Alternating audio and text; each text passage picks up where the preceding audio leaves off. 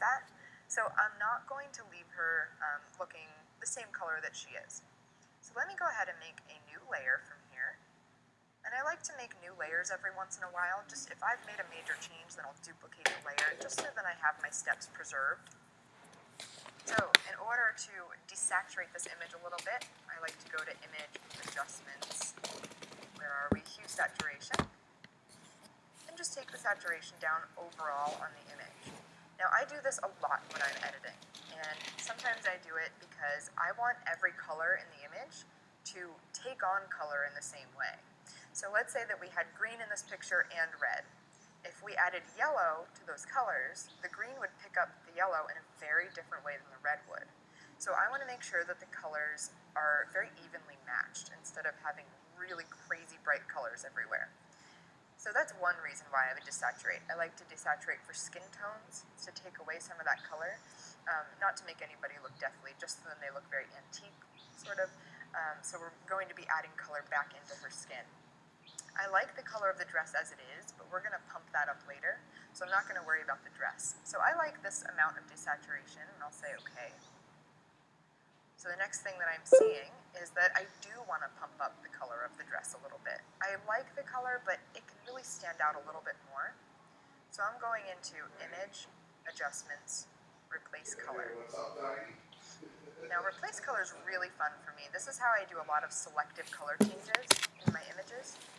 So what it allows you to do is you have this eyedropper tool that it defaults to, and that allows you to select any color within the image. So we know that we're going to be working with this red color, so I'm just going to go ahead and click inside that area. Now you can see this graph has changed. It's a black and white graph.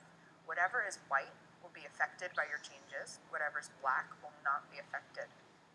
So you can see that the dress is in that selection. You can see some of her face is in there, which I'm going to leave for now.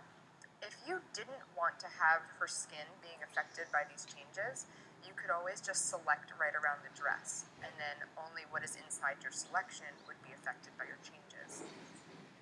So I like this a little, but I could maybe take it down a bit. So fuzziness. Fuzziness slider will allow you to add to your selection or take away. So if I take that fuzziness slider down, you can see that less is being affected. If I pull it up, then a lot more is going to be. So I'm going to choose something that still has most of her dress selected, but just a little bit less on the skin. Now you also have these eyedropper tools up here with the plus sign and the minus sign. So if I choose the plus sign, I could go back into my image, click another color, and it would add to the selection. And you can also use the minus sign eyedropper tool to take away a color from your selection. But I'm really happy with what we have here. So I'm going to my saturation slider, and I want to pump that color up. So I'm just going to take that slider up, and you can see that it is making the dress much more saturated. We can change the hue of the dress if we want, so we don't have to leave it as a red dress if we didn't want to. But I do, because I really like red, so I'm just going to reset that back to 0. Now that saturation was a bit too much for me, so I'm going to take that down a little bit. You can also play with the lightness if you want, so you can take the lightness of the dress up or down to make it darker, whatever you prefer, but I liked how it was exposed, so I'm going to leave it right there. Say OK. Do we have any questions? I know that I'm like just plowing through awesome. here. Appreciate it. Quite a few people would like to know why you're not using dubbing layers. What is your thinking?